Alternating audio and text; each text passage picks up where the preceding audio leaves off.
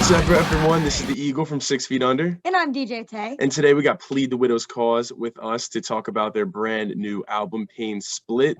Guys, what's up? How you doing? Hey, Doing well. Hi. All right, glad to hear it. Obviously, this is our album of the month for April. It's a killer, and I love it. We both love it. If you want to just go through real quick and introduce yourselves, what you each do in the band, that would be awesome. Start this off. All right, so I'm Dan. I play bass. My name's Matt. I play rhythm guitar. I'm Ian, and I do the vocals on the album. Yeah, I'm Brett. I play lead guitar. All right. Someone's name is James, and he is not here yet. James will hop in, but it's all right. That's right. What we always say in the show, we got good music with like a heavy dose of nonsense, so it'll be perfect. Someone just running through the middle. It's all right. So this is your first release together. How long have you guys been together as a band? So Yeah, it's kind of weird. yeah, Ian and I started writing the album together like maybe 2 years ago, and we slowly recruited everyone else. Like we knew them all before. They've all played together. I've played with them before. Yeah, so it's been in the works for a little bit.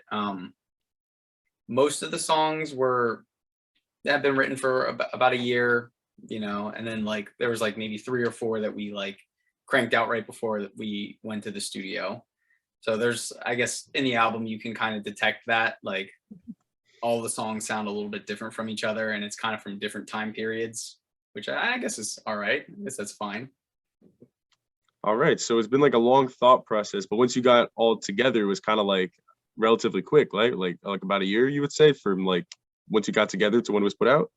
Yeah, I think probably a little less than a year. Brett was the last one to join. And when did you join? It was almost a year ago. It was that I joined the band. So yeah. All right, cool. So what's the that's a kind of a loaded question, but and I guess this could be interesting too, since it's from different like time periods, almost 2 years versus just a few months ago. What was the story and like the influence behind the whole album? I mean, there's a lot of like deep messages, it seems, in the song. So what kind of inspired you to write that? Well, I guess different experiences. Me and Matt were the ones who wrote most of the lyrics for the album, and Matt has a couple songs written from his personal standpoint, and then I have some that were written from my own personal life as well. And then some of the songs are just like worship songs, like I guess there's bits and pieces that are like, this is, A lot of the lyrics, I think, well, all of them are written through our perspectives as Christians, I think, since that's what we are Christians. But a lot of them are drawn on, like Ian was saying, from our different experiences. And I know, there's songs on that album about, dealing with death and, addiction and even like mundane life and different things like that. And, even though it was written, I think, through a bunch of different time periods, it's like the way we deal with things doesn't really ever end. It just kind of, it goes over and over and emerges in different ways. And I think, it's representative of that, for sure. I know the process too, like narrowing down the songs we were going to use was pretty, it was pretty interesting. Like I know there was some we threw away because we were trying to, I think, be integral. Yeah, we just weren't really proud of those songs. Yeah. There was one we dropped. So we went in the studio in July, and we dropped one in December because we didn't like it, or at least I didn't like it. I didn't like it, but it was one that I wrote and I didn't like it. So I can write a better song. So we, it's the last song in the album. True Love was written a month before we went into the studio, because there was one that it just wasn't, it wasn't what we wanted it to be. Yeah, and back to the influences, just like sonically, I guess you want to hear about that too. Like when Ian and I started writing all the guitar parts and laying out the songs, like we were super inspired by like early 2000s post-hardcore, and not necessarily like specific bands, at least for me, just like the whole mentality behind it. There were bands out of the hardcore scene that just kind of wanted to do something different. And I think that that whole mentality really inspired the way we actually wrote, the instrumentals. Yeah, definitely.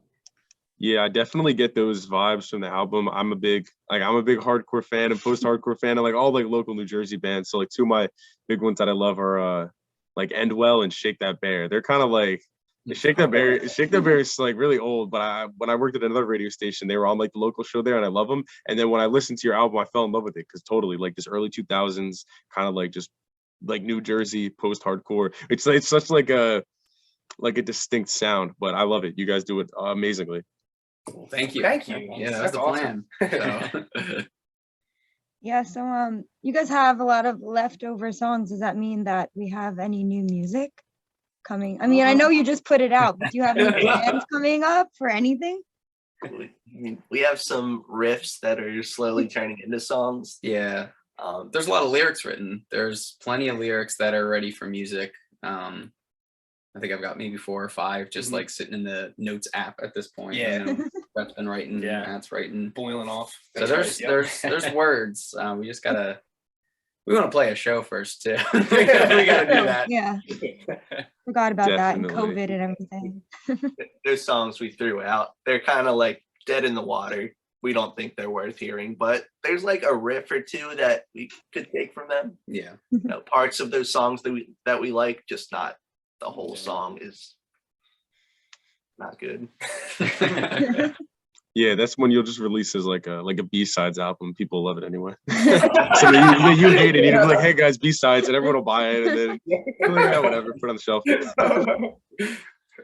So backtracking a little bit, which you guys said that like your Christian background influences a lot of how you write. Would you describe the band as like a Christian rock band, or is it just kind of something you have and then you kind of go into the music and becomes something different?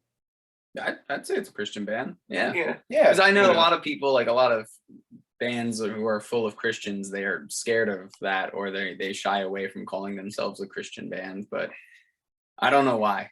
Like I don't see any issue with that. Like, that's what it is. And not every song is gonna be like this,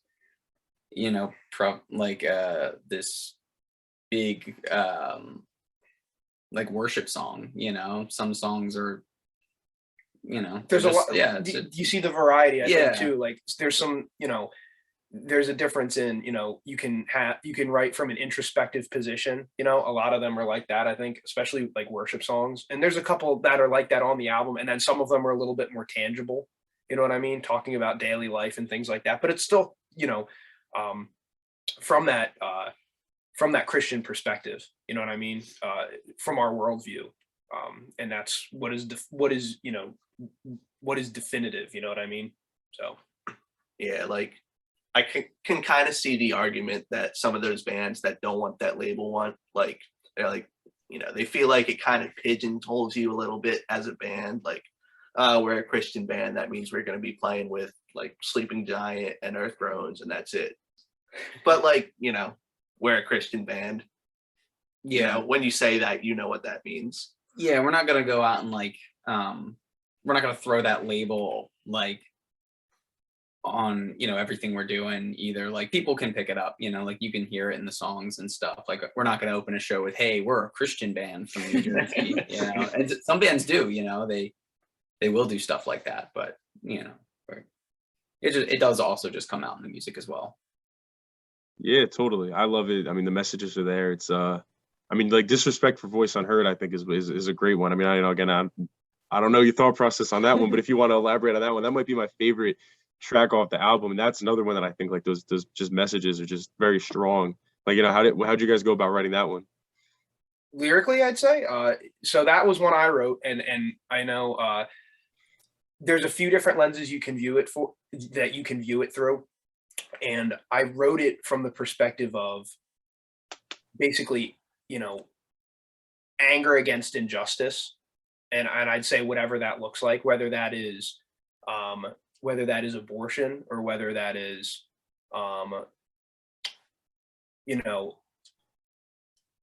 moves or hatred against a marginalized group of people experiencing, a type of suffering, you know what I mean? Just any assault or like I said, injustice against a marginalized group, people who are unable to defend themselves, and the anger that I know I feel as someone who's had it great, for a lot of my life, and I look at that and I see people who are unable to defend themselves, and it breaks my heart, no matter what position you're in. If you feel like, you don't have a way to, either get ahead, or you're actively being hurt, no matter what that is, I'd say, that's really what the song's about. And that's why I'm saying it can be viewed through many different lenses, whatever it needs to be. But in the end, it's, certainly our attitude, I'd say, against injustice. Yeah, it's something else that I just kind of thought about as you were talking about this. There's always just kind of like I don't know, stereotype that like heavy metal music and punk rock music has to be evil and at odds with religion, which is weird, that just because it's loud means it has to be bad. Have you guys had any kind of encounters with that? And like, if you want to speak on it, like, what are your thoughts on that? Because obviously heavy music does not have to mean that it's bad, music. I don't think so. No, so me and Matt were in a band, and our drummer James, we were in a band for like a pretty consistently for the past 10 years. We've been in writing different music. We were in a metalcore band called My Flesh May Fail, which turned into Soul Conscious. There's like a couple different bands throughout there, and we were always the Christian metalcore band at all these shows. And some people would pick it up, they were like, oh, that's different, but other times I've seen it. I mean, remember the church I grew up going to? I know there was kind of an attitude shift. You know what I mean? I remember initially people didn't really like, it was like, well, I mean, I think a lot of it comes from a lack of understanding too. Just kind of not ignorance, but like just lack of exposure, if that makes sense. Because people can be made to understand things if you have a conversation, generally speaking. Unless they're militant about whatever it is. Like my mom, she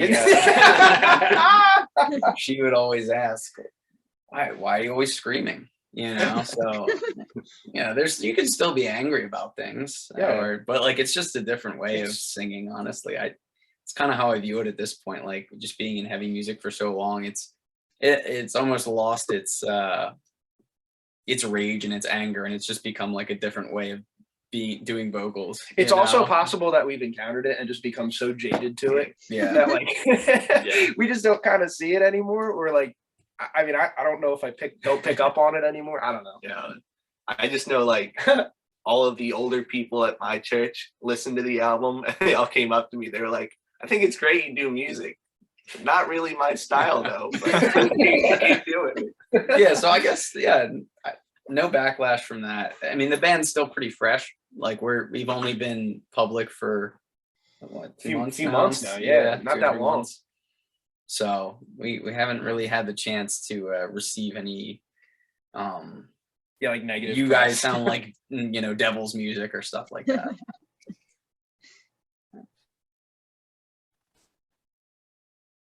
You got something? Yeah, I guess. I know, I hear you. Kind of like shifting the tone a little bit, something a little bit lighter.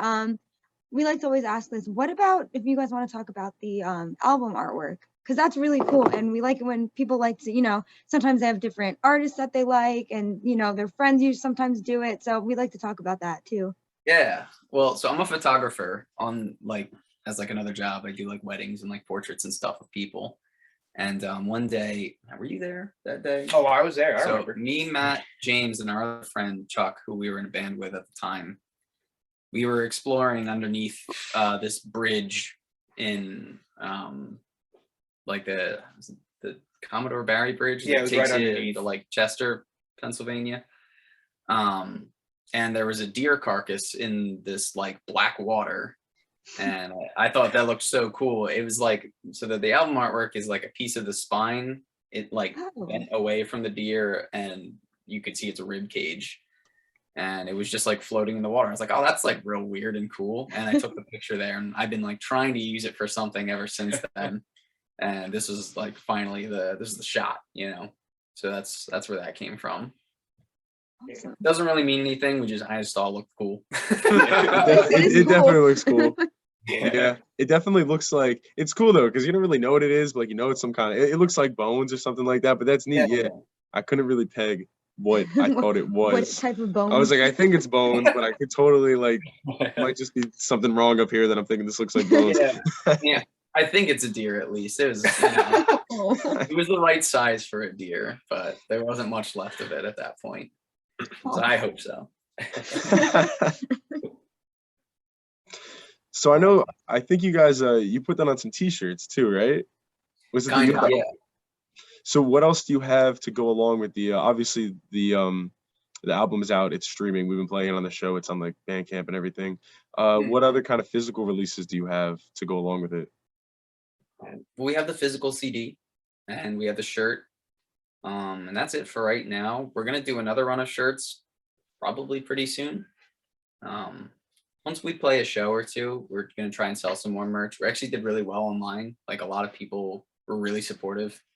So we might do another run before we play a show, but that's it for right now. It's just the shirt and the CD. We've got some ideas, maybe long sleeves or another shirt design.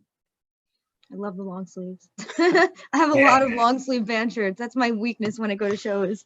Yeah, they're cool. Right on. They're cool. The long sleeves are always cooler.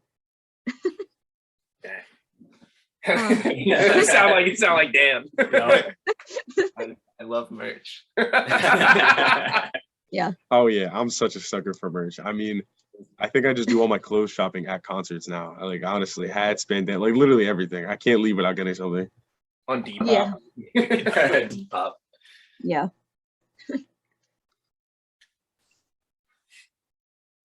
So you guys been talking about shows and everything. Do you have any gigs booked right now, or are you still looking?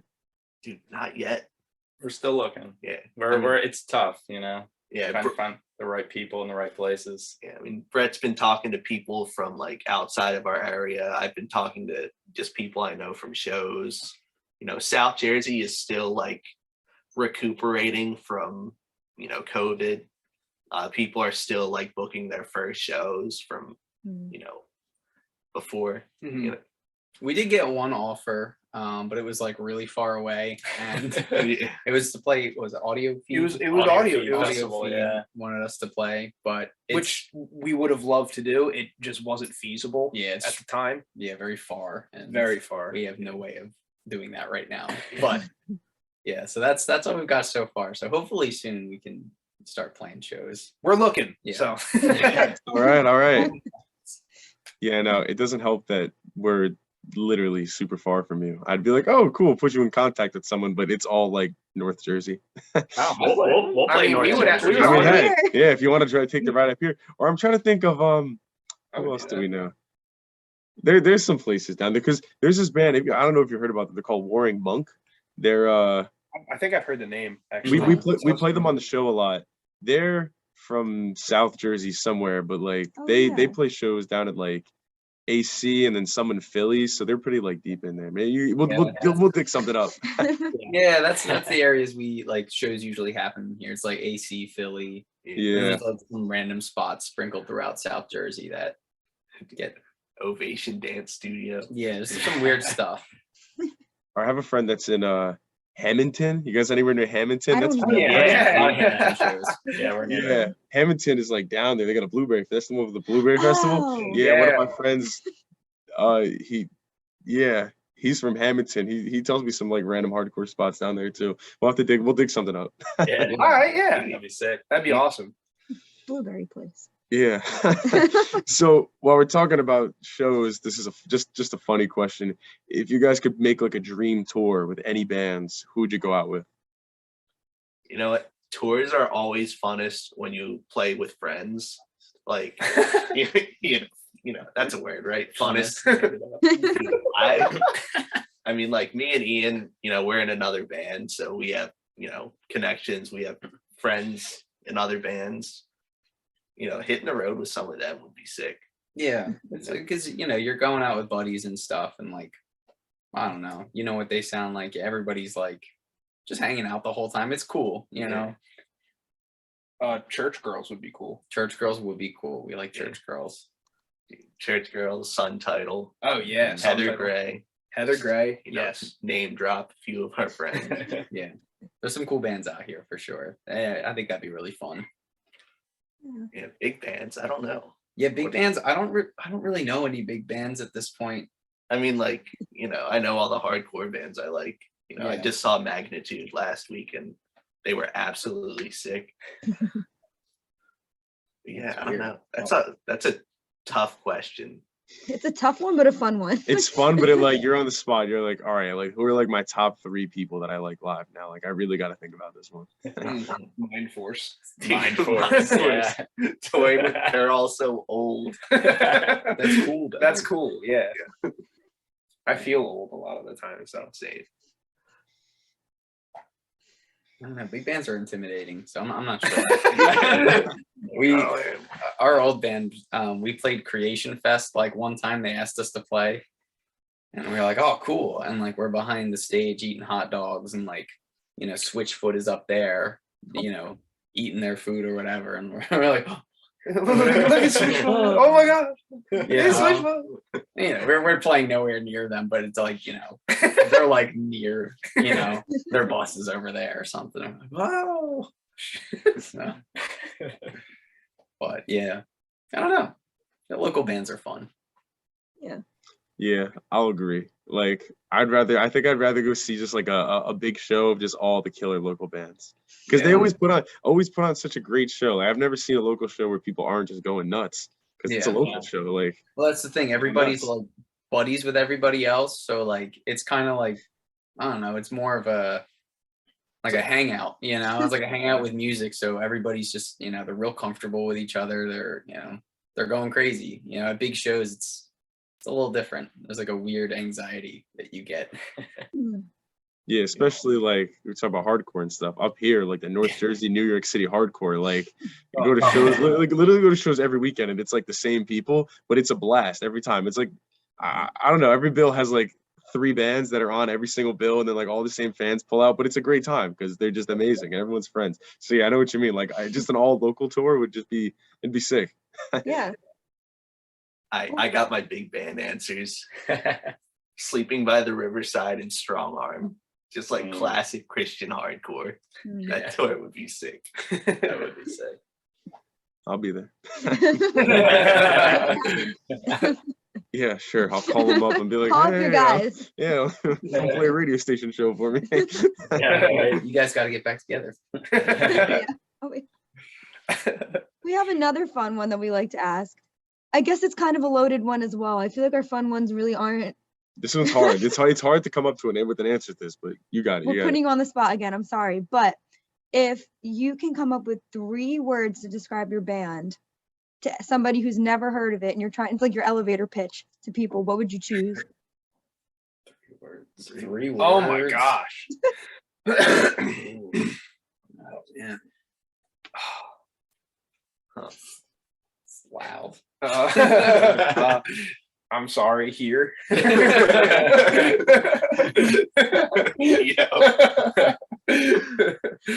a new one. I guess energetic for sure. Yeah. Like, it's definitely full of energy. Maybe diverse. Yeah. There's Pull from a bunch of different influences. yeah, for sure. so it's it doesn't sound like the same song every time. I don't know, it's a good third one. Dang. Diverse, energetic, authentic. How about that? Yeah, it's pretty raw. Yeah. Like Because we weren't really trying to portray an image when we wrote the album. We were just like, let's just write songs we think are cool. So I think that's a good one. Yeah. Awesome. Cool. That's great. And yeah, you guys self-released this, right? There was no label involved. It was just you. Yeah, it's Yeah. all us. We went up to we drove up to Montgomery, New York, to John Niclerio at Nada Recordings, and we did the album with him. And he just, we're very happy. It was a great time, and he's very talented. We did self-release it, you know what I mean? Yeah, so what was it like doing that? I mean, I feel like during COVID, everyone's been online looking for music more. So I don't know if that like assisted with it at all. But I mean, what was it like trying to just do this whole thing by yourself? I think we got lucky. We dropped it, and Brett shared it in a bunch of like different hardcore Facebook groups, and then people started finding it. And like we're not big at or good at the internet and promoting and stuff like that. We never have been, but it was more of just hey, this is a local fun thing we can do. We'll play some shows and release music that we like. I mean, that's what it is right now too. But a lot of people from not here found it somehow, and that's cool. That's It is fun cool. to see. Yeah, it is. Yeah, definitely. So I know it hasn't been out for that long, but since it's online, you get instant feedback. Has it been well received so far? Like, have you had a lot of streams and everything like that? a lot more than I thought. Yeah, we have actually. Yeah. Much better. It was received a lot better than I was expecting it to. Yeah, for sure. I know. I don't know exactly how many streams we had, but I mean, it's been. I look at the Spotify thing, and it says someone's usually playing it, so it's cool. It's pretty cool, and it's a cool feeling. It's. I mean, obviously, I haven't heard anything bad yet. I'm sure that we will at some point. Hey, we got that one Instagram. Oh yeah. Yes, that was great. That's not really a breakdown. But I mean, it's been cool. It's nice when you make something like that. We said it's authentic. We tried to make something original and be true to what we want to sound like, and I think it's cool when people can appreciate that and like it and are nice and receive it well. Yeah. And it's been very well received, and we're very grateful for sure. Yeah. And a lot of people have said oh, this is taking me back, the early 2000s, all the comments that I've seen on different Facebook groups and stuff like that. So it's been really cool. Yeah, the comparisons have been cool. Yeah. It's sweet, because that's probably where that part came from, Everyone has a different comparison too, which kind of feels good. That's knowing super that cool. Yeah. we don't sound like a copycat. Not that post-hardcore is an incredibly original genre, but Tried to keep it original. Yeah, for sure. Yeah. John, the guy who recorded us, John, he definitely saw what we were going for, and he knocked it out of the park. He knew exactly what we wanted, and he was there for it, and helped us, along the way too. It was really awesome. All right, sick. Glad to hear that. I love it. Actually, I found it too in the New Jersey hardcore page. That's awesome. Yeah, that's literally I saw it, and then I listened to it, because whenever I'm part of the Facebook page, whenever stuff pops up, I just try to listen to it, even one song, just whatever, give it a shot, And then as soon as I heard it, I messaged Brett on Facebook, and I was like, dude, I love this. This is great. Can we get it for the radio show? Yeah. That's so cool, man. So Dang. cool. Yeah, that's great. Never underestimate the power of a strong Facebook group. Yeah, really. That's I never expected that. I feel like Facebook has become not cool, but it's becoming cool again. It's good for bands. Bands use Facebook so much. Yeah. It's It's the new MySpace for bands. it's so You can- easy to interact. Yeah. Yeah. All right. I got one more fun one. It's a real fun one this This time. one's cool. It's not really stressful. It's not even really about music. So hypothetically right here, if we were to walk into a zoo right now, what's the first zoo animal that you would want to go see? Favorite zoo animal? Orangutans, because they're monkeys. They are monkeys. They are monkeys. Dude, the monkeys. They're fun. They're fun to watch. The monkeys. I like the giant tortoises. Yeah. I was with Matt on the giant tortoises. Those are awesome. We had it was almost a fight actually earlier. We were trying to get together on one, and we couldn't decide. Yeah. So we got caught between giant tortoises and monkey. And monkey. Maybe I'd like to see the giant tortoise fight the monkey. Oh no. The monkey wouldn't stand a chance. The tortoise he just go in a shell, and that's it. No, the tortoise has the weight of 1,000 years Yeah, experience. right. But a gorilla has monkey strength. Yeah. The monkey you're talking On about. orangutan. Yeah, but they all have monkey strength. But yeah, because he could just go into that giant shell, and could the monkey get to him? I don't know, but he's definitely not taking out the monkey, but I think he could wear him down. Yeah, make him tired. He'll give up eventually. Then he just gets out and walks away. He's And lives another 1,000 outlives years. the monkey. Yeah, you outlive him. That's That's Yeah, he true. takes some lettuce inside the shell with him, and he's just chilling inside. Yeah, he's good. And that's it. Yeah, I That's all guess it the is. reptile house is definitely the way to go. There's some cool stuff in there. Like, you got like the crocodiles and snakes and stuff. They're cool. I don't know. Oh. Monkey House in the Philadelphia Zoo. It's pretty rad. Nothing beats it. That's true. Oh, I love the Philly Zoo. I've never been I there. used to go there all the time. It's Yeah, so we're good. like we're about 30 minutes from there. We got Okay. yeah, we're pretty close by. Yeah, I think Philly's like an hour and a half from here. Maybe like an hour That's not too bad. 45. No, not at all. I mean, New York is like 20 minutes, Yeah, I'm like 20 And minutes then, from New like, York. 40 minutes. So Philly's like about an hour farther than New York. But yeah, it's not that bad. Okay. So sometimes I've been meaning to get down there for some shows. Like friends will send me flyers and stuff, but it's like if it's on like a Thursday or like a Sunday night, as like the local shows always are. I'm like, okay, am I really gonna go to 2 hours away from my house at 9 p.m. on Thursday? So I'll get down there eventually. All right, you got anything else? I got nothing else. So we'll give you a minute or two, whatever you need to plug, whatever you want the listeners to hear, whether it's where to stream, where to get merch, whatever you got, Instagram handles, drop it in there now. You could probably check us out at Plead the Widow's Cause on almost every social media. I mean, Instagram, Facebook, at Plead the Widow's Cause. You can find us on Bandcamp, bandcamp.com, /Plead the Widow's Cause, however that works. Yeah.